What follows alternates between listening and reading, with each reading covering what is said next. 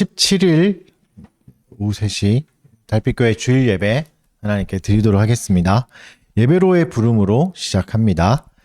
여호와의 이름에 합당한 영광을 그에게 돌릴지어다. 제물을 들고 그 앞에 들어갈지어다. 아름답고 거룩한 것으로 여호와께 경배할지어다. 아멘. 시편 찬송 124편 찬양함으로 하나님께 영광 돌리겠습니다. 이스라엘아 말할지어다. 주리 들을 떠나셨다면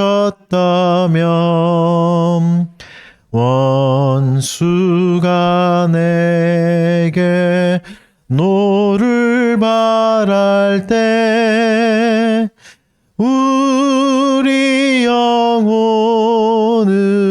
삼켰으리라. 피난처 되신 우리 하나님, 이스라엘아 말할지어다. 주리 들을 떠나셨다면 물과 시내가 넘쳐 흐를 때 우리 영혼이 잠겼으리라. 하나님 이름 찬송할지라.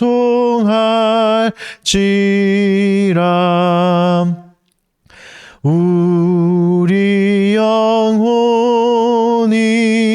벗어났도다. 새가 올무에 벗어남같이 올무를 끊어 자유 주셨네.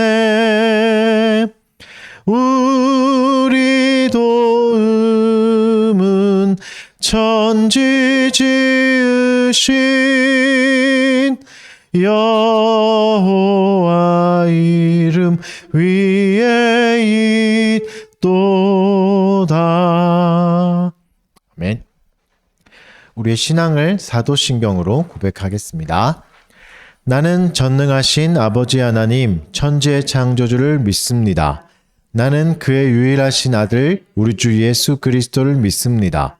그는 성령으로 잉태되어 동정녀 마리아에게서 나시고 본디오 빌라도에게 고난을 받아 십자가에 못 박혀 죽으시고 장사된 지 사흘 만에 죽은 자 가운데서 다시 살아나셨으며 하늘에 오르시어 전능하신 아버지 하나님 우편에 앉아 계시다가 거기로부터 살아있는 자와 죽은 자를 심판하러 오십니다. 나는 성령을 믿으며 거룩한 공교회와 성도의 교제와 죄를 용서받는 것과 몸의 부활과 영생을 믿습니다. 아멘. 십계명 교독하겠습니다. 1계명은 무엇입니까? 너는 내 앞에 다른 신들을 내게 두지 말라입니다. 2계명은 무엇입니까? 우상 숭배하지 말라입니다. 3계명은 무엇입니까? 너는 내 하나님 여호와의 이름을 망령되게 부르지 말라입니다. 4계명은 무엇입니까? 안식일을 기억하여 거룩하게 지키라입니다. 5계명은 무엇입니까? 내 부모를 공경하라입니다. 6계명은 무엇입니까? 살인하지 말라입니다. 7계명은 무엇입니까? 간음하지 말라입니다. 8계명은 무엇입니까? 도둑질하지 말라입니다. 9계명은 무엇입니까? 내 이웃에 대하여 거짓 증거하지 말라입니다. 10계명은 무엇입니까? 내 이웃의 소유를 탐내지 말라입니다. 10계명을 살펴보고 또 우리 한 주간의 삶을 돌아보면서 또 하나님 앞에 범죄한 것들, 또 적극적으로 오히려 악을 행하였던 것들 회개하는 시간 잠깐 갖도록 하겠습니다. 사랑하는 주님 앞에 정직한 것이 없고 하나님 앞에 올바른 것이 없으며 아무것도 내밀 것이 우리의 선함들이 없음을 고백합니다. 주 우리를 불쌍히 여겨주시고 우리의 죄악을 깨닫게 하시고 얼마나 수치스러운지 부끄러운 것인지 악한 것인지 하나님 돌아보게 하여 주시옵소서. 우리의 마음이 너무 악하여 주 앞에 설 자격이 없을 때가 너무 많으며 하나님 앞에 예배할 수도 없는 존재지만 오늘도 하나님의 긍휼을 힘입어 우리를 불러주셨사오니 그 은혜에 감격하고 감사하게 하시고 반응하게 하시고 정직하게 일하게 하여 주셔서 주 은혜로 나아갈 수 있게 하여 주시옵소서. 사랑하는 주님, 우리의 마음이 연약하고 우리 마음이 너무 부족하여 넘어질 것이 투성이오나 그러나 하나님께서 여전히 우리를 은혜로 붙잡고 계심을 믿사오니 주여 우리를 다시 이끌어 주시고 그리스도께로 다시 성부 하나님을 바라보고 성령의 힘입어 다시 예배하고 찬양하고 감격할 수 있도록 우리의 심령을 살려주시옵소서. 죽은 자도 살리시는 주께서 우리의 죄악을 말갛게 하시며 우리의 불의에서 건져내시리라 믿습니다. 모든 불의함에서 건져주시옵소서. 만일 우리가 우리 죄를 자백하면 그는 미쁘시고 의로우사 우리 죄를 사하시며 우리를 모든 불의에서 깨끗하게 하실 것이요. 아멘. 감사 찬송 드리겠습니다. 시편 찬송 81장 37편 1에서 9절입니다.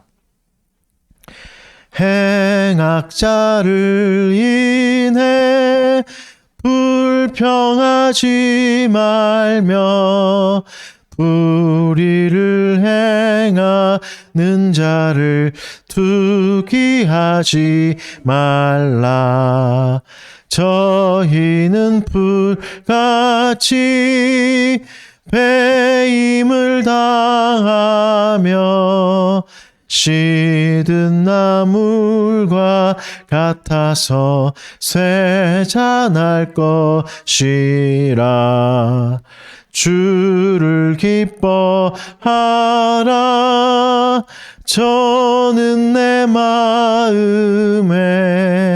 소원 이루어 주시리. 주를 기뻐하라. 주를 의지하면 저가 이루시고 내 의를 태야 빛같이 나타내시리라.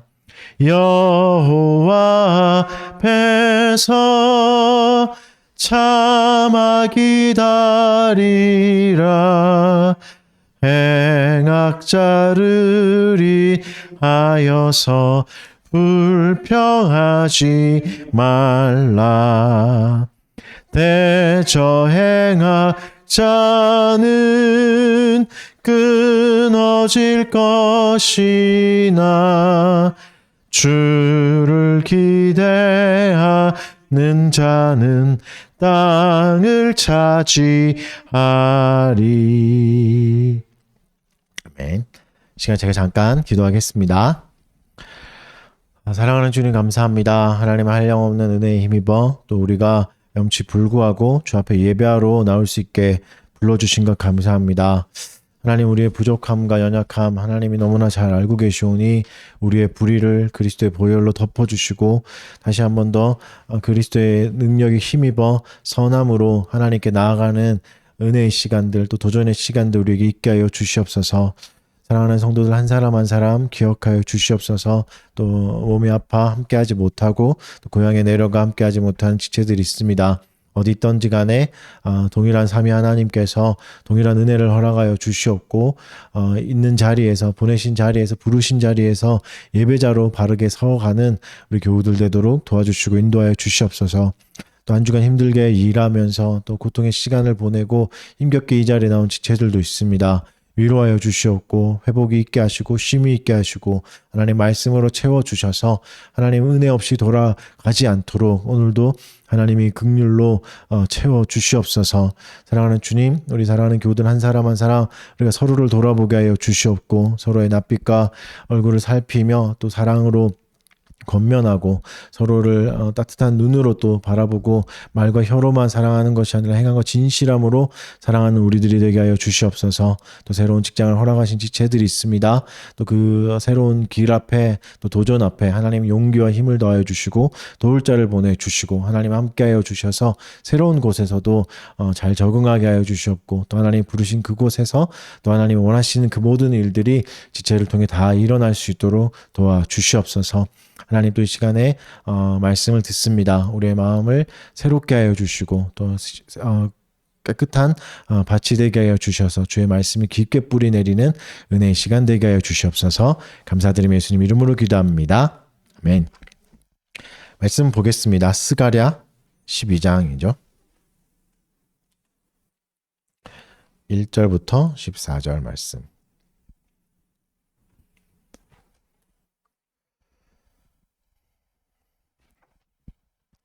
제가 한번 읽어드리겠습니다.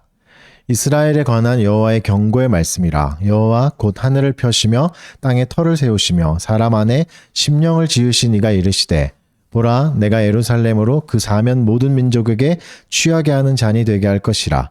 예루살렘이 에워싸일 때에 유다에까지 이르리라. 그날에는 내가 예루살렘을 모든 민족에게 무거운 돌이 되게 하리니 그것을 드는 모든 자는 크게 상할 것이라. 천하 만국이 그것을 치려고 모이리라. 여호와가 말하노라. 그날에 내가 모든 말을 쳐서 놀라게 하며 그 탄자를 쳐서 미치게 하되 유다 족속은 내가 돌보고 모든 민족의 말을 쳐서 눈이 멀게 하리니 유다의 우두머리들이 마음속에 이르기를 예루살렘 주민이 그들의 하나님 만군의 여호와로 말미암아 힘을 얻었다 할지라. 그날에 내가 유다 지도자들을 나무 가운데에 화로 같게 하며 곡식단 사이에 횃불 같게 하리니 그들이 그 좌우에 에워싼 모든 민족들을 불사를 것이요 예루살렘 사람들은 다시 그 본 곳 예루살렘에 살게 되리라. 여호와가 먼저 유다 장막을 구원하리니 이는 다윗의 집의 영광과 예루살렘 주민의 영광이 유다보다 더하지 못하게 하려 함이니라. 그날에 여호와가 예루살렘 주민을 보호하리니 그 중에 약한 자가 그날에는 다윗 같겠고 다윗의 족속은 하나님 같고 무리 앞에 있는 여호와의 사자 같을 것이라. 예루살렘을 치러 오는 이방 나라들을 그날에 내가 멸하기를 힘쓰리라. 내가 다윗의 집과 예루살렘 주민에게 은총과 간구하는 심령을 부어주리니 그들이 그 찌른 바 그를 바라보고 그를 위하여 애통하기를 독자를 위하여 애통하듯 하며 그를 위하여 통곡하기를 장자를 위하여 통곡하듯 하리로다. 그날에 예루살렘에 큰 애통이 있으리니 무깃도 골짜기 하다드림몬에 있던 애통과 같을 것이라. 온갖 족속이 온 땅 각 족속이 따로 애통하되 다윗의 족속이 따로 하고 그들의 아내들이 따로 하며 나단의 족속이 따로 하고 그들의 아내들이 따로 하며 레위의 족속이 따로 하고 그들의 아내들이 따로 하며 시므의 족속이 따로 하고 그들의 아내들이 따로 하며 모든 남은 족속도 각기 따로 하고 그들의 아내들이 따로 하리라. 아멘.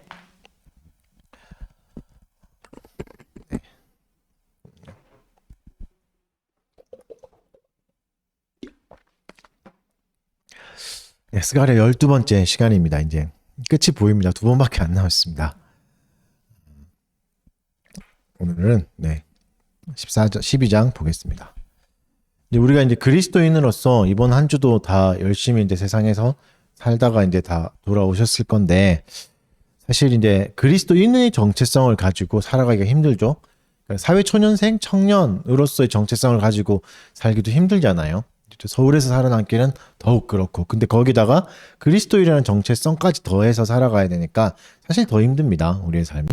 그리고 끝까지 살아남기란 굉장히 어렵죠. 이제 코로나 시대에 통계를 내보니까 꽤 많은 성도들이 꽤 많은 이제 교회들이 이제 인원이 줄었죠. 그러니까 교회를 떠나버린 사람들이 꽤 많아졌어요. 그러니까 끝까지 살아남기가 어렵단 말이죠. 우리의 삶을 그리스도인의 삶을 생각해보면 이웃을 사랑하기 위해서 결국은 내가 누군가를 위해서 희생해야 되기도 하고 좀 양보해야 되고 또 따뜻하게 대해줘야 되는데 또 따뜻하게 대해주면 어떻죠?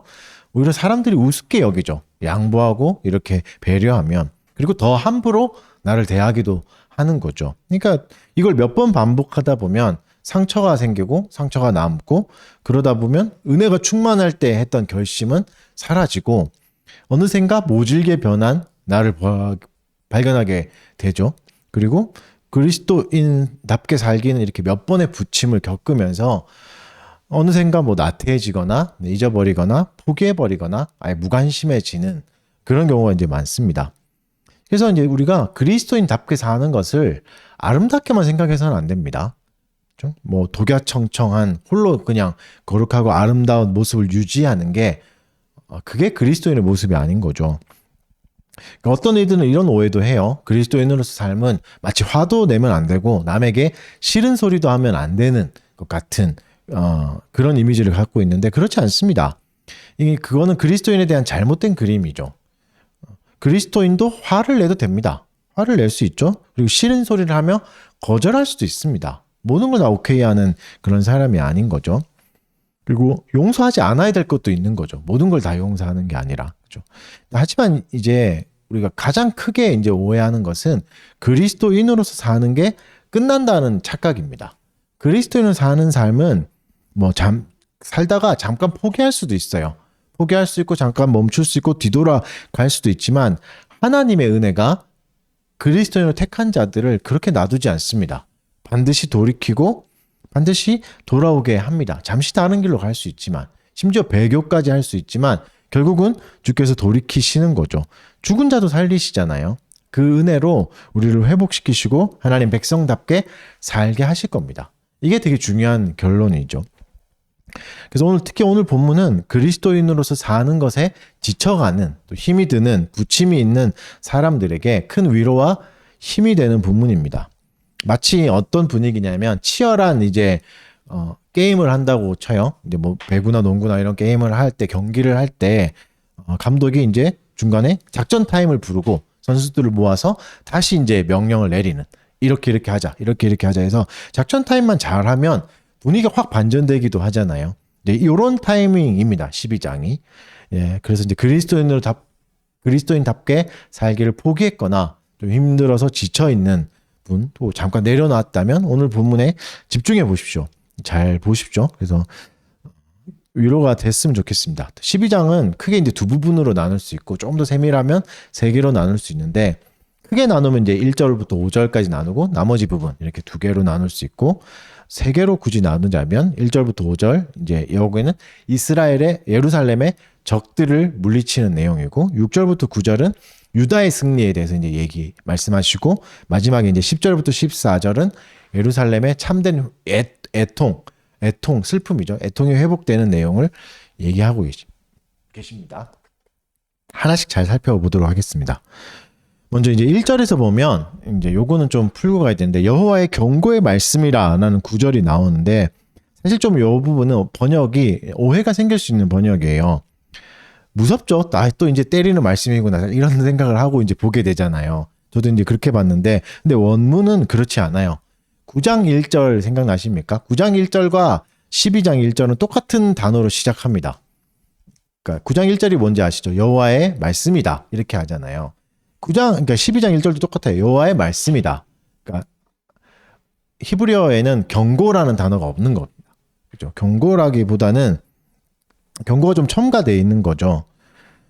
그래서 이제 9장 1절에서는 여호와의 말씀이라고 번역했기 때문에 똑같이 번역하는 게 좀 더 좋겠죠.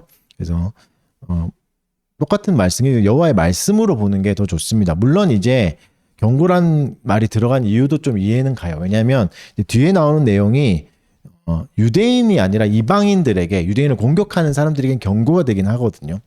그래서 이제 오해할 수 있죠. 우리는 워낙 이제 너무 자존감이 낮아서 그런가 경고하면 또 내가 뭔가 잘못했구나 약간 이런 느낌인데 그런 경고가 아닌 거죠. 사실 위로와 권면이 훨씬 더 큽니다. 하나님의 백성에게는. 그리고 오히려 대적하는 자들에겐 경고가 되는 말씀이죠. 그리고 아무튼 이제 하나님이 이제 직접 말씀하십니다. 1절에는 자기소개를 하세요. 하나님이 자기소개할 때는 엄청난 겁니다. 하나님이 자기소개를 하실 필요가 없잖아요. 그렇잖아요. 그러니까 생각해보세요. 엄청난 유명한 연예인, 뭐 유재석 같은 연예인이 왔을 때 자기소개 잘 안 하잖아요. 누구나 다 아니까. 근데 하나님이 자기소개 한다고 할 때는 엄청 중요한 얘기를 하시고 이제 엄청난 얘기를 하실 때 이제 보통 하는데 어떤 얘기냐면 곧 하늘을 펴시며 땅에 터를 세우시며 사람 안에 심령을 지으시니라고 말씀하십니다. 그러니까 한마디로 뭐죠? 천지 창조잖아요. 천지를 창조하신 분이 이제 얘기하신다. 하나님의 능력과 위엄을 보여주겠다라고 이제 하시죠. 왜 이런 어마어마한 얘기를 하실까요? 그 다음에 이어지는 내용이 우리 관점의 입장에서는 허무맹랑한 이야기처럼 들릴 수 있거든요. 아, 이게 불가능한 이야기인데 내 인생에 어떻게 이런 일이 일어날 수 있어? 이런 거기 때문에 세상을 만드신 분이 지금 얘기한다. 헛소리가 아니고 그냥 뭐 이런 허풍이 아니다 이런 얘기를 하시는 거죠. 그래서 신뢰할 수 있다 이런 전제가 깔리는 거죠. 스가랴에서 좀 몇 번 나왔었죠.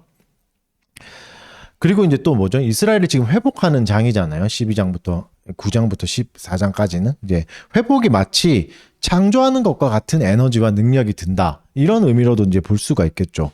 그러니까 누구만 할 수 있죠? 하나님만 하실 수 있는 거죠. 회복을 시킨다는 것은.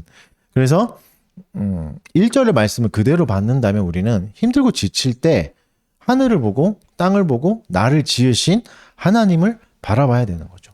이게 이제 우리의 주신 가장 큰 권면이죠.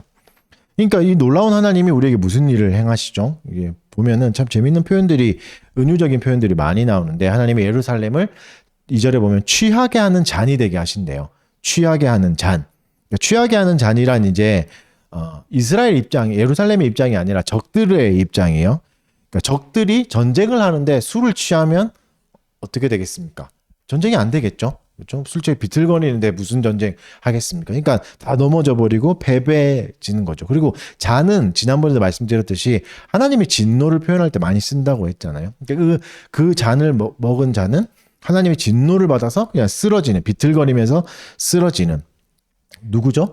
이스라엘을 공격하는 사람들, 예루살렘을 공격하는 자들이 이렇게 된다. 완전히 꼬꾸라지게 하시겠다. 이렇게 약속해 주시는 거죠. 여호와 하나님께서 모든 적들의 공격에서 예루살렘을 보호하시고 적들을 넘어뜨린다. 그리고 3절에는 또 다른 표현이 나옵니다. 이 표현도 재밌는데 예루살렘을 무거운 돌이 되게 하신다라고 말해요. 사람들이 이제 돌을 보면서 무게를 사실 가늠하지 못할 때도 있거든요. 저게 무거울까? 그래서 이제 뭐 도전해 보기도 하잖아요. 이걸 돌을 막 들다가 잘못 들면 어떻게 되죠? 허리 나가잖아요. 그렇죠? 허리 아프신 분도 좀 계신데 물론 이제 그렇게 되면 이제 뭐 인강형은 되게 좋아하겠지만 근데 다치죠. 돌을 잘못 들다가. 그렇죠? 그 이야기를 하시는 거예요. 굉장히 무거운 돌이 돼서 사실 사람들이 보기에는 이렇게 조금만 이렇게 쉽게 몇 명 모여서 들면 저거 그냥 치워버릴 수 있겠구나. 돌이잖아요. 하찮은 거잖아요. 엄청나는 것도 아니고. 그렇게 도전하지만 오히려 상하는 것은 돌이 아니라 도전한 사람들이다. 이 얘기를 하시는 거죠. 그러니까 돌은 무슨 약속을 하십니까? 무겁다는 것은 그 돌은 항상 제자리를 지킬 것이고 혼란에 빠지지 않을 것이다. 오히려 돌에게 도전한 자가 혼란에 빠질 것이다. 이렇게 얘기하시는 거죠. 4절은 또 똑같은 얘기를 사실 계속 다른 은유로 이제 표현하고 계시는데 중요하니까 이렇게 얘기하시겠죠. 4절은 뭐죠? 예루살렘을 공격하는 모든 말들은 전쟁에서 가장 중요한 거라고 이제 말씀드렸었죠. 중요한 자원인데 말들이 놀라고 말 탄 자들을 미쳐버리고 그리고 말의 눈이 멀어서 무용지물이 되는 거죠. 그러니까 약자와 강자의 대결이거든요. 말이 있는 자가 우세할 수밖에 없고 승리할 수밖에 없는데 이들이 미쳐버리는 거죠. 오히려. 그러니까 하나님이 이렇게 말씀하시는 것을 잘 곱씹어 보십시오. 잘 보면 표현이 어떤 표현이냐면 이스라엘이 다 승리해요. 근데 승리가 어떤 거죠? 거의 부전승 느낌입니다. 적들이 패배해서 내가 승리하는 느낌이죠. 그 말은 뭐죠? 이스라엘을 강하게 해주신다는 약속이 아니에요. 네가 세져서 승리할 거다. 이런 약속이 아닌 거죠. 적들을 무너뜨리겠다는 약속이죠. 그러니까 이걸 오해하면 안 됩니다. 이스라엘은 지금 어떻죠? 여전히 약한 상태로 머물러 있습니다. 그렇죠? 이스라엘이 뭐죠? 돌. 여전히 약한 거잖아요. 그 존재가 변하지 않잖아요. 그죠? 그리고 그 말은 뭐죠? 약한기 때문에 우습게 여기고 끊임없이 공격할 것이다. 이 얘기를 해주시는 거죠. 그래서 여러분 우리 환경에 대한 환상을 갖지 마십시오. 여호와가 나의 힘이죠. 이 말을 오해하면 마치 내가 더 세져가지고 이제 세상 나가도 어떤 막 소리에도 내가 막 다 이기고 이런 게 아니에요. 우린 여전히 한마디에도 막 죽고 싶은 마음이 들고 비참하고 분노가 끌어일 겁니다. 우리의 삶은 바람잘 날이 없을 겁니다. 사방에서 공격하고 수시로 적들이 둘러싸고 나를 들어올리려 하고 온갖 능력을 동원해서 말탄 자들이 우리를 공격하러 올 거고 괴롭힐 겁니다. 근데 중요한 게 뭐죠? 그러나 우리는 여전히 그 자리에 남아 있을 겁니다. 적들은 때로는 우리는 취하는 잔이 돼서 적들이 오히려 넘어질 거고 단단하고 무거운 돌이 되어서 공격하는 자들이 상처 입게 될 겁니다. 결국은. 그러니 무슨 말이죠? 공격에 대해서 의연하라는 거죠. 너무 두려워하지 말고 놀라지 말라는 거죠. 그리고 더 주의해야 될 게 있습니다. 뭐 여기까지는 잘 아시는 거지만 공격받는 삶 자체를 한번 생각해 봅시다. 얼마나 고단하고 때로는 비참하기도 하잖아요. 근데 이런 고단함과 비참함을 받아들이지 않으면 오히려 고립되어 버립니다. 폐쇄적인 사람이 되어 버립니다. 사실 교회 안에 많은 사람들이 이런 고단함이 싫어서 두 가지예요. 세상으로 나가지 않던가 아예 세상과 동화돼 버리던가. 이불 밖은 위험해 이렇게 해서 세상 것을 다 악해. 가요도 들으면 안 되고 막 찬송 CCM만 듣고 막 이런 것들이 되게 멋있어 보이지만 너무 두려워하는 거죠. 세상의 책도 뭐 인문학 이런 거 너무 두려워하고 그러니까 어떻게 되죠? 폐쇄적이 돼버리고 고립돼 버립니다. 또 반대의 극단은 어떠죠? 그냥 아예 그냥 휘뚜루마뚜루 나가버려서 전혀 정체성이 없어져 버리는 자기가 취해버리고 자기가 흔들리는 돌이 돼버리는 거죠. 이 두 극단은 결국은 똑같은 겁니다. 하나님 원하시는 삶이 아닌 거죠. 그리고 두 극단의 특징은 둘 다 하나님의 보호하심 아래 있는 게 아니에요. 근데 첫 번째 부류는 착각하기 쉬워요. 내가 하나님의 보호하심 아래 있다 생각이 쉬워요. 왜냐하면 공격이 없으니까. 그건 왜죠? 나가지 않으니까 공격이 없는 거죠. 고립돼 있으니까 공격이 당연히 없죠. 그렇죠? 그래서 여러분 우리가 주의해야 될 게 삶의 불확실성을 제어하려고 해서는 안 됩니다. 물론 우리가 이 불확실성을 예측하고 준비하는 건 해야죠. 지혜롭게 그건 사는데 그것을 피하려고 하지 마십시오. 모든 걸 다 막을 수 있다고 생각하지 마시고 이것은 뭐죠? 나의 모든 불확실성을 다 막 제어하기 위해서 어떤 사람은 보험을 엄청 들었다 막 이렇게 자랑하기도 하면서 다치면 돈 더 번다 막 이렇게 하는데 그래도 다치다 죽을 수도 있잖아요. 그래도 불확실성을 제어할 수 없는 건데 그걸 제어하려고 하는 건 딱 한 존재밖에 없죠. 하나님밖에 없죠. 그러니까 하나님 같이 되려는 시도입니다. 오해하지 마십시오. 삶을 돌보지 말고 막 살라는 뜻은 아니에요. 제어하되 한계가 있다는 걸 인정하라는 거죠. 그러니까 정체성을 지키셔야 됩니다. 우리는 취하는 잔입니다. 취하게 하는 잔이고 넘어지지 않는 돌로서의 정체성은 지키되 공격은 두려워하지 말라는 거죠. 잔과 돌은 여전히 잔과 돌이에요. 그런데 누가 붙잡고 있냐에 따라서 효능은 완전히 달라지는 거죠. 지금은 누가 붙잡고 계신 겁니까? 하나님이 붙잡고 계신 겁니다. 이 잔을, 이 돌을. 그래서 가장 안전한 겁니다. 여러분 가장 안전한 게 어딥니까? 하나님의 보호 아래 있는 게 가장 안전합니다. 이 말을 오해하지 마십시오. 아무 공격도 없다는 게 아니라 오히려 더 치열해요. 오히려 더 피 튀기는 삶이 될 수 있다고 하지만 안전한 삶이라고요. 그게 되게 아이러니한 말 같아 보이지만 근데 언제 안전하다는 걸 깨달을 수 있을까요? 하나님께 가까이 가면 갈수록 알 수 있습니다. 하나님께 가까이 가면 갈수록 이게 진짜 좋은 삶이구나. 이게 진짜 안전한 삶이구나. 하나님이 지키시는 삶이구나를 알 수 있는 거죠. 그러니까 하나님께 가까이 가지 않고 이런 삶을 살기 위해서 노력하면 오히려 더 두렵습니다. 미치고 팔짝 뛰는 거죠. 십계명을 어떻게 다 지켜요? 십계명 지키면 엄청 손해보고 할 건데. 근데 하나님께 가까이 간 자는 율법이 즐거워진다니까요. 이게 나를 보호하고 계시고 돌보고 계신다는 걸 알게 되는 겁니다. 그래서 여러분 주의하실 게 우리가 만든 세상에 살면 안 됩니다. 많은 교회들이 자기만의 메타버스를 사실 이미 시작했어요. 오래전에 우리만의 세상을 만들어 버리잖아요. 되게 웃긴 게 기독교에만 있는 특이한 현상인데 모든 학문에 기독교를 붙여요. 기독교 세계관, 기독교 가정관 이걸 붙이면서 기독교 음악 이런 걸 붙이면서 약간 어떤 느낌이죠? 서브컬처 느낌이에요. 아비 문화, 뭔가 질이 떨어지는. 그러니까 이걸 일반인의 눈에서 보았을 때는 기독교 붙은 거는 기독교 영화, 여러분도 보기 싫잖아요. 기독교 연극이래. 이러면 사실 뭔가 퀄리티가 떨어지고 그냥 의리로 봐주는 약간 이런 느낌이죠. 그러니까 이게 자기만의 세상을 자꾸 만드는 거죠. 그만해야 됩니다. 기독교라는 이름을 자꾸 붙이는 거는 마치 우리들만 즐기는 걸 만들자는 거죠.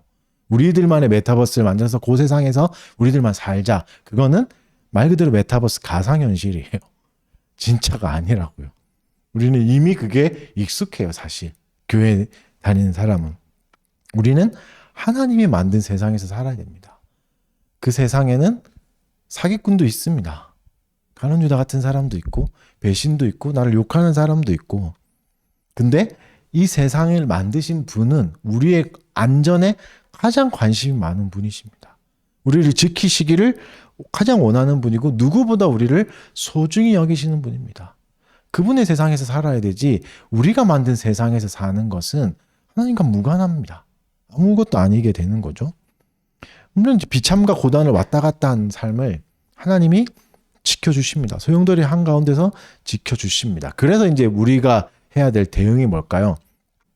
세상의 방식대로 대응해서는 안 됩니다. 잔답게 돌답게 대응해야 됩니다. 이스라엘이 적들에게 패배하는 이유를 잘 생각해 보십시오. 왜 패배하죠? 적들보다 더 독하지 못하고 더 강해지지 못했기 때문이 아니었죠. 항상 하나님을 의지하지 못했기 때문에 패배했어요. 그러니까 이스라엘이 약육금 반대로 이스라엘 언제 승리했죠? 약육강식의 삶을 받아들여서 자기들도 무기를 엄청 준비하고 막 살 길을 열어놨을 때 승리했나요? 그렇지 않았죠. 그들은 여전히 약했고 여전히 부족했어요. 여전히 소수였고 여전히 나그네였습니다. 하나님 의지할 때 하나님의 보호 아래 살 때 하나님 만드신 세상이 비참해 보이고 허허벌판인 것 같아 보여도 갈 때 살아남은 거죠. 여러분 우리의 힘은 약육강식의 강함에서 나오지 않습니다. 엄청난 스펙을 쌓이고 자본주의 사회에서 자본이 많아야 승리하는데 자본을 많이 확보하는 데서 우리의 승리는 나오지 않습니다. 우리 오히려 모든 상황 속에서 하나님을 볼 때 우리의 승리가 나옵니다. 그분이 제공하시는 삶이 폭풍 같을지라도 그 가운데서 우리는 평안을 누리게 하십니다. 그러니 여러분 폭풍 같은 삶을 두려워하지 마십시오. 걸어 들어가셔야 됩니다. 그래서 우리를 하나로 묶어주신 거 아니겠습니까? 혼자 가는 길이 아니라. 그래서 우리가 교우가 있어야 되고 서로 동료가 있어야 되는 거죠. 걸어 들어가야 됩니다. 그 속에서 오히려 평안함을 느낄 거고 그 속에서 오히려 우리는 하나님과 더 가까워질 겁니다. 그러면 두렵지 않게 됩니다. 이겨낼 수 있어요. 그러니까 그리스도인 삶은 한마디로 말하면 묵묵히 주어진 길을 가는 겁니다. 가짜 세상 만들어서 여기서 막 집사님, 권사님 이러면서 자기들만 칭찬하고 막 자기들의 문화를 누리는 게 아니라 그렇다고 여러분 오해하지 마십시오. 장과 돌 같다고 해서 그냥 수동적으로 맞고만 있어라. 어디 가서 말도 하지 말고 이렇게 하라. 이런 의미는 아니에요. 왜냐하면 본문이 그렇게 얘기하지 않아요. 본문 6절부터 9절은 앞에 부분은 약간 수비하는 느낌, 공격이 없다면 6절부터 9절은 공격하는 이미지가 또 나옵니다. 6절은 뭐라 그러죠? 유다 지도자들이 화로 같게 하신대요. 근데 화로 같게 하고 횃불 같게 하신대요. 근데 어디 있냐면 위치가 되게 기가 막힌데 나무들 사이에 화로고 집단들 사이에 횃불이래요. 그럼 뭐죠? 가장 강력하잖아요. 강력하고 가장 효과적인 곳에 있는 거죠. 불이.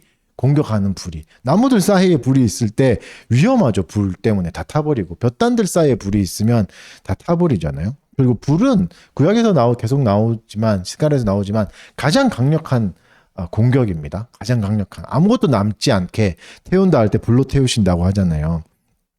무슨 말이죠? 그리스도인은 공격에 대한 수비도 잘해야 돼요. 그러나 적절한 공격도 잘해야 됩니다. 공격이 없는 게 아닙니다.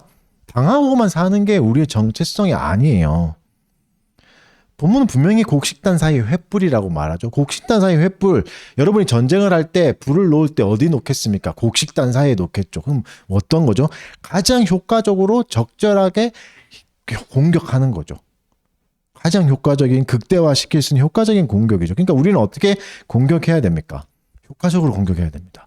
효율적으로 공격해야 됩니다. 예를 들어서 하나 예를 들어볼까요? 나를 이유 없이 괴롭히는 사람들에게 분노해도 되는가? 해도 되죠. 근데 효과적으로 분노해야 된다는 거죠. 효율적으로. 목적이 뭐냐 이거죠. 목적이 뭐냐. 나를 무시했으니까 너 다음 죽어봐라. 이건 아니죠. 이건 효과적인 공격이 아닙니다. 왜죠? 그렇게 공격하면 내 상처가 사라지지도 않아요. 오히려 나도 또 상처 입어요. 그러니까 효과적이지 않죠. 나도 비헤이브니까 그 공격은. 그렇죠? 그리고 내 이익의 관점에서 접근하면 안 되는 거죠. 내 이익이 손해봤으니까 내가 뭔가 상했으니까 너에게 되갚아 주겠다. 이건 아니죠. 잘 생각해 보십시오. 바로 앞에서 나를 공격하는 자들, 앞쪽에서 나를 공격하는 자들이 어떻게 된다 그랬죠? 망한다 그랬잖아요. 죽는다고 했잖아요. 이게 있어야 됩니다. 이거에 대한 신뢰가 있어야 됩니다. 그러면 그들이 넘어질 거고 그들이 엎드러지고 미치는 거죠. 그러니까 사실 저는 그렇게 살아가고 있는데 누가 이제 나를 욕할 때가 있잖아요. 뭐 나의 저의 자랑은 아니고 자랑인가? 그럴 때 이제 그렇게 생각합니다. 이게 진짜 다윗이 그런 기도를 했잖아요. 저 시므이가 막 욕할 때 하나님 저게 내가 받을 거면 받고 아니면 갚아주십시오 이렇게 하는 그 기도. 여러분 그게 내가 진짜 받아야 될 충고라면 받아들이면 돼요. 근데 만약 아니라면 하나님이 그를 심판하실 겁니다. 그래서 무너지는 걸 보게 될 겁니다. 그렇죠? 그러면 어떻게 되죠? 내가 받는 피해는 사실 없는 거예요. 실제적으로. 그러면 싫은 소리 들을 수 있어요. 하지만 어떤 거죠? 기다릴 수 있는 거죠. 기다릴 수 있죠. 뭐 너는 참 재수 없구나 이런 얘기를 듣는다고 해서 우리가 가지고 있는 재수가 이건 성경적이지 않죠. 그러니까 재수가 사라지지 않아요. 그렇죠? 이 성경적인 표현은 아니지만 넌 참 바보 같구나 멍청하네 호구 같네 이렇게 듣는다고 호구가 되지 않아요. 예수님 보고 넌 유대인의 왕이 아니야 이런다고 해서 유대인의 왕이 아니게 된 게 아니잖아요. 여전히 천사장의 권리를 가지고 계셨고 그 권한은 아무도 빼앗을 수가 없었습니다. 우리는 여전히 바위일 거고 잔일 겁니다. 하나님 손에 붙들린 어떤 소리를 듣는다 해도 어떤 평가를 받는다 해도 물론 나의 자존심이 조금 상할 수 있습니다. 일시적으로. 그러나 그렇다고 공격하는 건 잘못된 공격입니다. 그럼 언제 공격해야 되나? 일단 감정이 지나가기를 권면합니다. 감정은 지나간 다음에 공격해야 돼요. 여러분 우리가 많이 겪어서 알잖아요. 욱해서 공격하면 아무것도 남지 않습니다. 뭐 운전을 할 때 누가 끼어든다고 해서 바로 앞에서 끼어들다가는 더 큰 사고가 나는 거죠. 놔둬야죠. 그리고 이제 경찰에 신고를 하든가. 그래서 감정이 지나가야 됩니다. 효과적인 생각을 못 해요. 분노하고 있을 때, 마음이 상했을 때 오히려. 그래서 좀 지나간 다음에 그 일을 다시 복귀하고 뭘 해야 되죠? 십계명을 가져오셔야 돼요. 그리고 십계명에 비춰봐야 됩니다. 저 사람의 말이 뭐가 틀렸는지. 십계명에 걸리면 그 사람은 나에게 범죄한 사람이 아니라 하나님께 범죄한 사람이 되는 거죠. 믿든 안 믿든. 왜냐면 하나님 주신 법이니까 누구든지 다 지켜야 되는 거거든요. 그래서 그 관점으로 비난해야 되고 그 관점으로 지적해야 됩니다. 그러니까 적들이 나의 어떤 사람들이 이웃의 명예를 실추시켰는가, 이웃의 이익을 갈취했는가. 그렇다면 오히려 분노해야 됩니다. 가만히 있으면 안 돼요. 그건 진짜 바보 같은 거고 그건 나쁜 거예요. 그리스도이니까 넘어가야지. 아니요. 그건 진짜 나쁜 거라니까요. 죄를 지적하고 개선해야 되는 거죠. 어떤 정치인이 타락해서 막 뇌물을 받았다. 내 피해 없으니까 가만히 있을 수는 없는 거죠. 분노해야 되는 거죠. 이웃을 위해서. 악법 때문에 누가 고통받고 있다. 분노해야죠. 그렇죠? 대들어야죠. 그리고 뭐 적들이 나의 대적들이 나쁜 말투로 계속 공격하나. 이건 뭐죠? 이웃에 거짓 증언하는 거예요. 거짓 증언에 뭐가 있죠? 명예를 실추시키는 게 있죠. 이건 또 육계명 살인하지 말라도 연결돼요. 사회적 생명을 죽이는 거예요. 그렇죠? 악한 말을 하는 것은 생명을 소중히 여기지 않는 거죠. 그러면 아까도 말했지 나에게 잘못한 게 아니라 하나님께 잘못한 사람이 되기 때문에 분노해야 됩니다. 가만히 있는 게 나쁜 거죠. 그리고 타이밍을 고려해야 되죠. 분노하는 이유가 뭐죠? 저 사람이 지금 잘못된 방법으로 살아가고 있는 거고 그럼 내가 원하는 하나님이 진짜 원하는 목적은 뭐죠? 벌이 아니에요. 지옥 보내는 게 아니라고요. 다시 바른 삶을 살게 하는 거라고요. 이게 우리의 목적이 돼야 됩니다. 아, 저 선생님이 저 사람이 나한테 나쁜 말 했으니까 에이 벌 받아라. 이거는 아닌 거죠. 다시 바르게 갈 수 있게 해주는 거죠. 그렇다면 어떻게 해야 될까요? 화만 내는 걸로도 안 되는 거죠. 찌르긴 해야 돼요. 지적하긴 해야 돼요. 하지만 그 사람이 바른 삶으로 나올 수 있게 그렇게 얘기해야 되는 거죠. 그것까지도 생각해야죠. 이게 그리스도인적인 공격이라고요. 효과적인 불이 되는 거죠. 그래야 바르게 되는 거죠. 너희 태도는 잘못됐다. 너의 방식은 나쁘다. 그러니 바른 태도와 바른 방식을 가져라. 이게 우리의 목적이 돼야 되는 거죠. 물론 그들이 받아들이나 안 받아들이냐는 그들의 몫입니다. 권면은 우리의 몫인 거고요. 그러나 잘 이야기해야 되겠죠. 알아들을 수 있도록. 하되 안 듣는 건 어쩔 수 없어요. 교회 권징도 그렇잖아요. 두 사람 찾아가고 여러분 찾아가도 끝까지 권면해도 안 듣는 건 어쩔 수 없어요. 그러나 권면은 해야 되는 거죠. 똑같은 거죠. 사람들이 하나님을 인정하든 안 하든 하나님의 방식으로, 하나님이 제시한 삶의 방식으로 살게 하는 게 우리의 목적입니다. 그렇죠? 그게 하나님 원하시는 거고, 불신자에게도 하나님은 하나님입니다. 그래서 그런 걸 얘기할 수 있죠. 안 받아들일 수 있어요. 분명히 말씀드리지만 갑자기 막 그들이 막 베드로처럼 회개하고 죄를 뉘우칩니다. 이런 일은 거의 없겠죠. 일어날 수도 있겠지만 우리의 의무는 다 해야 되는 거죠. 그러려면 뭐가 전제돼야 될까요? 중요한 게 있죠. 내가 제대로 살아야 돼요. 내가 먼저 십계명대로 살고 그걸 내게 적용해야 지적할 수 있습니다. 나도 맨날 학교 지각하고 회사 지각하는데 지각하는 대리님 욕할 수는 없잖아요. 그쵸? 되게 이상한 거죠. 그래서 바른 삶이 또 전제가 돼 가는 거죠. 이렇게 바르게 공격하면 오히려 내 삶이 고쳐져 갑니다. 내 삶이 더 십계명에 가까워지고 하나님이 원하시는 삶에 가까이 가는 거죠. 그리고 7절을 보십시오. 여호와가 먼저 유다 장막을 구원하신다고 말해요. 먼저라는 표현을 쓰시죠. 왜 먼저 구원하시는가? 왜죠? 유다는 끝까지 하나님 붙들었거든요. 다 떠나가도 마지막 남은 자가 돼서. 그래서 순서도 먼저 구원해 주시는 거죠. 그리고 이들이 사는 것도 중요해요. 단단한 요새에 살지 않아요. 이들이 어디 산다고 그러죠? 장막이에요. 유다의 장막을 먼저 구원해 준다. 그러니까 텐트에 사는 거죠. 그래도 하나님이 지켜주십니다. 텐트가 뭡니까? 저는 자기를 보호할 수 있는 곳이 아니에요. 불 던져도 불타 죽고 화살을 쏴도 화살에 맞는 곳이 텐트잖아요.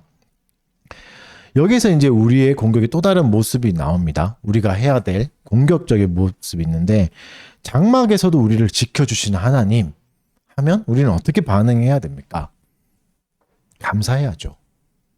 이걸 우리가 너무 하나님이 일상적으로 얘기하시다 보니까 보호를 너무 당연하게 생각하는데 감사가 있어야 되죠. 하나님 우리를 먼저 생각해 주신다고요. 너를 먼저 생각할 거야. 약한 자, 말씀을 지키느라 고군분투한 자, 내가 너를 먼저 구원할 거야. 이렇게 얘기하시면 감사가 있어야 됩니다. 여러분, 우리에게 베풀어 주신 삶에 대한 감사를 잊어버리지 마십시오. 사실 인간은 적응의 동물이잖아요. 처음 기뻤던 것도 금세 적응돼서 감동이 되지 않습니다. 그래서 우리는 감사를 쉽게 잃어버리는 거죠. 이번 주에 읽었던 책 중에 행복의 기원이라는 책이 있는데 추천하는 책은 아니에요. 안 읽어보셔도 되는데 그 책에서 이제 좀 좋았던 말이 요런 말이 나와요. 행복은 강도가 아니라 빈도다 이런 얘기를 하거든요. 그러니까 행복의 크기가 아니라 자주다 이런 얘기를 해요. 예를 들면 너무 강도가 큰 행복을 한번 느낀 사람은 그 다음부터는 일상의 행복을 다 사라져 버린대요. 예를 들어서 로또 1등이 당첨된 사람은 그 다음부터 시장에서 친구들과 떡볶이를 먹는 게 기쁘지 않대요. 너무 강한 그거를 자극을 받아버려서 그 이하의 삶, 일상적인 삶이 하나도 행복해지지 않는데요. 그래서 오히려 삶이 망가지는 경우가 굉장히 많다고 합니다. 그쵸? 그러니까 우리가 너무 큰 자극을 받아서 소소한 기쁨을 잃어버리는 거죠. 그래서 찾기 있는. 그래서 행복은 그 책에서 이렇게 얘기해요. 아이스크림 같대요. 그리고 행복의 나라에는 냉장고가 없대요. 그럼 아이스크림이 어떻게 되죠? 녹아버리는 거죠. 근데 우리는 절대 이 아이스크림이 안 녹을 거라 생각하는 거죠. 그러면서 입고 있다가 다 녹아버리는 거죠. 그러니까 행복이 사라져버리는 거죠. 그러면 어떻게 해야 되나? 행복의 아이스크림이라면 행복을 누리기 위해서는 아이스크림을 자주 사 먹는 것밖에 없다는 거죠. 결국 녹을 거니까. 그렇죠? 일리가 있는 말이죠. 그렇죠? 큰 아이스크림 산다고 더 행복해지는 게 아니죠. 결국 녹아버리니까. 도움이 되지 않는 거죠. 빈도를 늘리는 거죠. 행복은 강도가 아니라 빈도다라는 말을 일리가 있는 말이죠. 그러면 우리의 빈도를 채우는 건 뭡니까? 그리스도인으로서 적용해보면 삶에 대한 감사인 거죠. 약한 잔과 같고 무의미한 돌과 같은 우리를 지켜주시는 하나님께 매일매일 감사하는 거죠. 감사의 빈도가 늘어가야 효과적인 공격을 할 수 있습니다. 감사가 우리에게 선한 삶을 이끌어 주니까요. 감사로 차 있지 않으면 불평과 불만으로 세상을 살게 되잖아요. 그러면 나도 상처 입고 상대도 상처 입는 그런 공격밖에는 할 수밖에 없게 됩니다. 분명히 오늘 본문은 여호와께서 우리의 방패가 되어 주신다고 약속하고 있습니다. 여러분, 우리가 살면서 여러 기회를 만나겠죠? 마치 내 인생을 이제는 폈다. 내 인생이 이제 새로운 게 시작되는구나. 막 이런 기회들이 있어요. 살다 보면. 꼭 있죠? 한두 번은 꼭 있잖아요. 엄청난 사람을 만나거나 좋은 인맥이 생기거나 좋은 회사를 간다거나 좋은 사람을 만나서 결혼을 한다거나 이 기회가 내 인생을 진짜 유익하게 만들어주겠구나. 저 사람은 나를 진짜 행복하게 만들어주겠구나 하는 것은 결국 사라지는 아이스크림과 같습니다. 왜죠? 그들은 절대 나를 지켜주는 방패가 될 수는 없거든요. 그 무엇도. 왜냐면 사라져 버리니까. 나를 지켜주겠다는 달콤한 말에 넘어가지 마십시오. 방패가 없으면 시련을 견딜 수가 없어요. 그러니까 그런 것들은 시련을 견딜 수는 없어요. 기쁨은 주겠지만, 잠깐의 행복은 주겠지만 시련을 견딜 수는 없죠. 방패만 있다면 시련은 견딜 수 있습니다. 막아낼 수 있는 거죠. 그 기회에 하나님이라는 기회를 바꾸지 마십시오. 하나님 우리에게 베풀어 주신 일상의 삶이 얼마나 놀라운지를 계속 복기해 가시는 게 우리에게 빈도를 높이는 거죠. 8절에 보면 또 놀라운 약속을 하시는데 약한 자가 다윗같이 되고 다윗 족속은 하나님 같고 이렇게 표현해요. 놀라운 약속이죠. 사실 우리가 원하는 거잖아요. 아까도 초반에 말했지만 불확실성을 없애고 싶잖아요. 불행한 일 안 생겼으면 좋겠고 그게 우리가 원하는 거죠. 하나님 같이 되는 거. 그렇죠? 아담과 하와는 이거에 넘어간 거잖아요. 선악과를 먹으면 하나님 같이 될 수 있다고 했었어. 근데 그게 됩니다. 하나님 같이 되는 거. 하나님 지금 약속하고 계신 거잖아요. 다윗 족속이 하나님 같이 된다. 근데 언제죠? 하나님의 보호하심 아래에 있을 때. 그때가 너가 가장 하나님 같이 되는 때다라고 말씀해 주시는 거죠. 오히려 아담과 하와는 하나님을 떠나서 하나님 같이 되려고 했잖아요. 죄를 지음으로 선악과를 먹음으로. 그러나 진짜 하나님 같이 되는 것은 헛된 보호하심, 헛된 기회들, 헛된 것에 마음을 주지 않고 그걸 기꺼이 떠나버리고 오히려 하나님께 갈 때, 하나님을 붙들 때 하나님 같이 되는 하나님이 주시는 은혜를 누릴 수 있는 것이죠. 그리고 이 모든 것은 예수 그리스도가 오셔서 다 성취가 됩니다. 그래서 12장부터는 더 예수에 대한 예표들이 많이 나오거든요. 그래서 12장부터 마지막 16장까지는 그날에는 이란 단어가 엄청 많이 나와요. 16번 정도 나오거든요. 그러니까 엄청 속도감 있게 그날을 얘기하는 거죠. 누가 오시는? 예수가 오시는 그날. 예수가 모든 걸 성취하시는, 십자가에서 성취하시는 그날을 계속 얘기합니다. 그리스도가 결국 우리의 방패가 되어 주셨습니다. 그래서 하나님이 우리에게 제시하시는 삶의 모든 방식은 그리스도가 이루어내셨습니다. 다시 붙게 보면 다 그리스도의 삶이었습니다. 잔과 같았고 바위 같았고 효과적인 불과 같았던 그게 그리스도의 삶이었죠. 우리의 모범이 되셨죠. 구절을 보십시오. 이방 나라들을 그날에 내가 멸하기를 힘쓰리라. 하나님이 약속하시죠. 계속 싸우신다. 내가 계속 멸해 줄 거다. 계속 싸울 거다. 하나님은 악을 미워하십니다. 내가 애매하게 이유 없이 고난받는 그것을 하나님이 오히려 더 미워하십니다. 악한 자들을. 그래서 우리는 그리스도 안에서 계속 함께 싸워가야 되는 거죠. 그러면 이제 마지막 절로 갈 건데, 마지막 연으로 갈 건데, 그러면 이렇게 우리가 보호받고 공격에서 승리해서 진정으로 얻어야 될 건 뭡니까? 답부터 말씀드리면 그리스도입니다. 그리스도를 얻기 위함입니다. 우리의 목표는 그리스도가 돼야 되는 거죠. 그래서 10절부터는 그 얘기를 합니다. 사실 완전 다른 얘기 하는 것 같거든요. 승리 얘기하다가 막 승승장구하는 것 같다가 10절부터 울잖아요. 우는 얘기가 막 나오잖아요. 근데 이게 궁극적인 결론이에요. 그러니까 하나님이 우리를 어떤 공격에서도 지켜주시고 효과적인 승리를 거두게 하시는 건 결국 그리스도를 얻게 하기 위해서 베풀어 주시는 은혜인 거죠. 그러니까 하나님께서 그리스도를 주시고 우리가 그리스도를 얻는다는 것은 어떤 의미인가? 10절에 보면 은총과 간구하는 심령을 가지는 거라 말하는 거죠. 은총과 간구하는 심령을 가지는 것. 하나님께 구하는 거죠. 하나님께 감사하는 거고 하나님을 바라보는 거죠. 그리고 10절에 좋은 표현이 있어요. 유명한 구절인데 그 찌른 바 그를 바라보고 라는 표현이 있습니다. 그 찌른 바 그를 바라보고, 이게 나중에 요한복음에서도 이제 인용하죠. 찌른 사람을 다시 볼 것이다. 어느 성경에 얘기했다. 이렇게 이제 얘기하거든요. 근데 그 찌른 바 그를 바라보고를 원문에 정확하게 이제 격까지 살려서 번역하면 이거예요. 그들이 찌른 나를 바라보고, 이렇게 번역할 수 있어요. 그게 무슨 말이죠? 하나님 지금 얘기하시는데 그들이 나를 찔렀다 이렇게 말씀하시는 거죠. 하나님을 찔렀다라고 말씀하시는 거죠. 그리고 하나님을 찌른 자들이 결국 다시 하나님을 바라보게 하는 게 하나님의 목표인 거죠. 그러면 우선 일어나야 될 일이 뭘까요?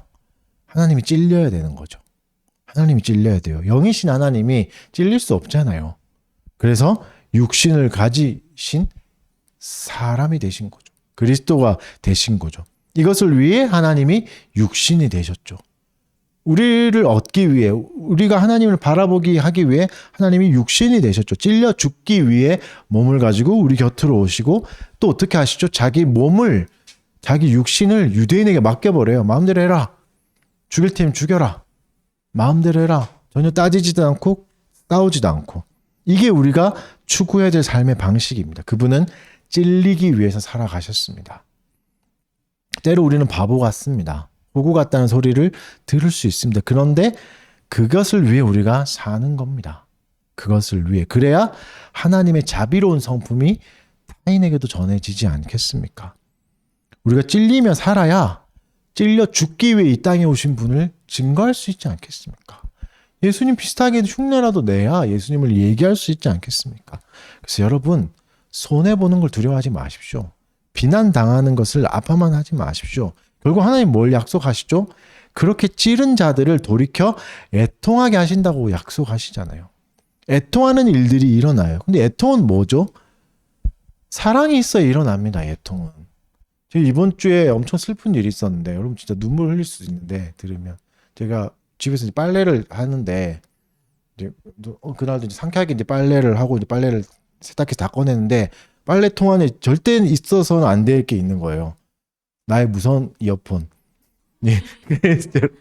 그래서 너무 슬퍼가지고 그 자리에서 꼼짝도 못한.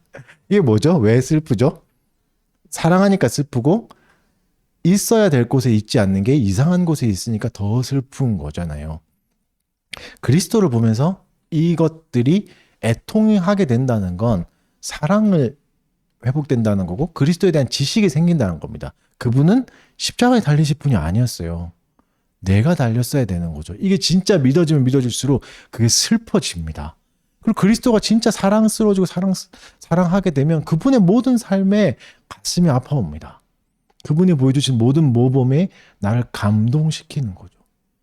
이게 왜 감격이 없어질까요? 왜 아무 슬픔이 없어질까요? 사랑이 사라져서 그래요.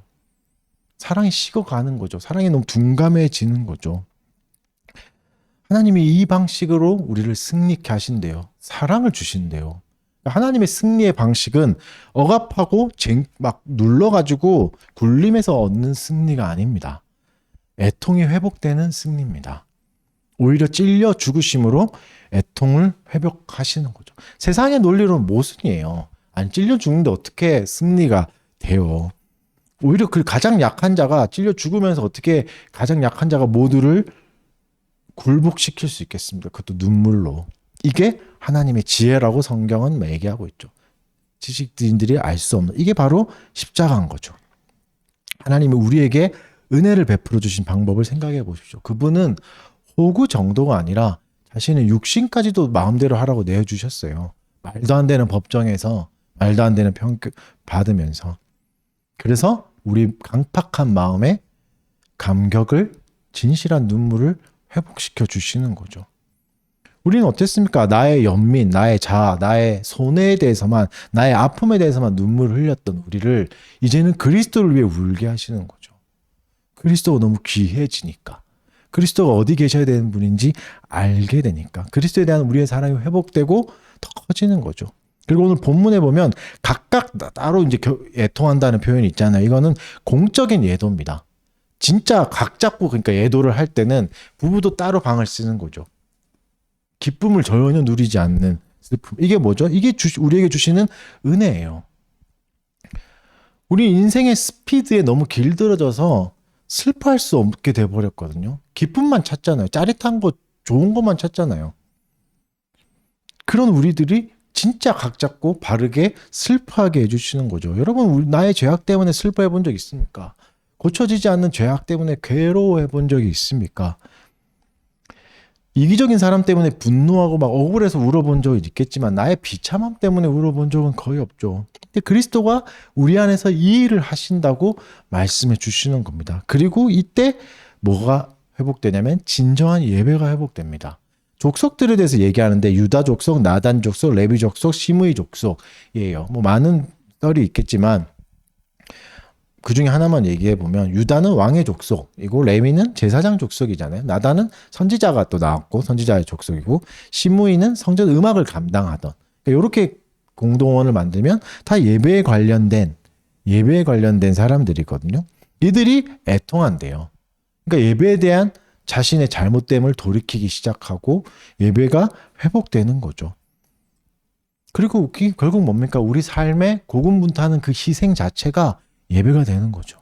하나님 그걸 예배로 받아주시는 거죠. 눈물겨운 싸움들이 예배가 되시는 거죠. 사랑하는 성도 여러분, 세상에 지지 마십시오. 세상에 지는 건 뭐죠? 세상과 똑같은 방식으로 살아가 버리려고 하는 겁니다. 그래, 나도 못됐게 할 거야. 나도 말 함부로 할 거야. 이게 진 겁니다. 똑같이 살려고 하지 마십시오. 안 되면 울기라도 해야 됩니다. 그리스도 앞에 울기라도 해야 됩니다. 말씀의 결론을 맺겠습니다. 은혜가 우리를 견디게 할 겁니다. 고단하고 비참한 삶을 살더라도 쓰러지는 것은 우리가 아니라 오히려 악입니다. 나그네의 삶의 결은 어차피 거주민과 결이 달라요. 같을 수 없습니다. 다른 것을 이상히 여기지 마십시오. 그리고 소수인 것을 너무 움츠러들지 마십시오. 오히려 거주민과 나그네의 삶에 구별이 없는 것을 아파하십시오. 죄에 대한 민감한 고통을 잃지 마십시오. 죄에 대해서 뻔뻔해질수록 여러분 죄에 대해서 뻔뻔해질수록 우리는 세상 살아가는 게 쉬워질 겁니다. 훨씬 더 강해질 겁니다. 왜냐하면 세상은 죄를 강함이라 말하고 악을 지혜라 말하거든요. 그곳으로 가지 마십시오. 같은 길로 가지 마십시오. 그리고 그리스도인은 결코 넘어지지 않습니다. 행복은 강도에 있지 않고 빈도에 있다고 했죠. 자주 그리스도를 보십시오. 그리스도를 매 순간 보는 것들이 채워질 때 여러분 인생이 경건이 회복될 겁니다. 여러분 부탁드리는 건 일상의 경건을 회복하셔야 됩니다. 그분과 함께 자주 동행하셔야 됩니다. 이런 기억들이 계속 쌓여야 우리는 좋은 그리스도인이 될 겁니다. 하나님의 자녀답게 살게 될 겁니다. 그날이 켜켜이 쌓일 때 십계명이 우리의 삶이 될 것이고 기뻐질 겁니다. 바로 안 이뤄도 됩니다. 조금씩 가도 됩니다. 천천히 가도 됩니다. 하지만 가야 합니다. 이 길을 함께 가는 달빛교회 성도들 되셨으면 좋겠습니다. 아멘. 찬양합시다. 우리 오랜만에 시편 119편 105에서 112절 주의 말씀은 발의 등이요 내 가는 길에 빛이니이다. 주의 의로운 법도를 따라 살아가기로 확정하였네. 나의 고난이 막심하오니 주 말씀대로 일으키소서. 내 입에 찬소 받으옵시고 주의 규례로 가르치소서. 나의 생명이 위급 주님의 말 말씀 잊지 않겠네. 원수가 나를 회방하여도 주의 법도를 잊을 수 없네. 주의 말씀은 영원한 기여 나의 마음의 즐거움이라. 주 말씀 따라 길이 살기로 나의 마음을 확정하였네. 아멘. 헌금을 위해서 제가 약간 기도하겠습니다. 사랑하는 주님 감사합니다. 하나님도 은혜로 우리를 살려주시고 또 주 은혜로 살게 하시고 또 각자의 일터에서 하나님이 주신 몫을 조금씩 떼어서 또 주께 다시 드린 건 감사드립니다. 하나님이 예물이 쓰이는 곳곳마다 하나님의 사랑이 증거되게 하여 주시고 이웃을 살리고 돌보는데 잘 쓰임 받게 하여 주시옵소서. 또 오늘도 재정회의가 있는데 지혜를 주시고 또 적극성을 주셔서 적극적으로 하나님의 돈이 어떻게 쓰이는지 잘 보고 또 잘 결정할 수 있도록 은혜 내려 주시옵소서. 감사드리며 예수님 이름으로 기도합니다. 강복선언으로 예배 마치겠습니다. 여호와는 내게 복을 주시고 너를 지키시기를 원하며 여호와는 그의 얼굴을 내게 비추사 은혜 베푸시기를 원하며 여호와는 그 얼굴을 내게로 향하여 드사 평강 주시기를 원하노라 할지니라 하라. 아멘.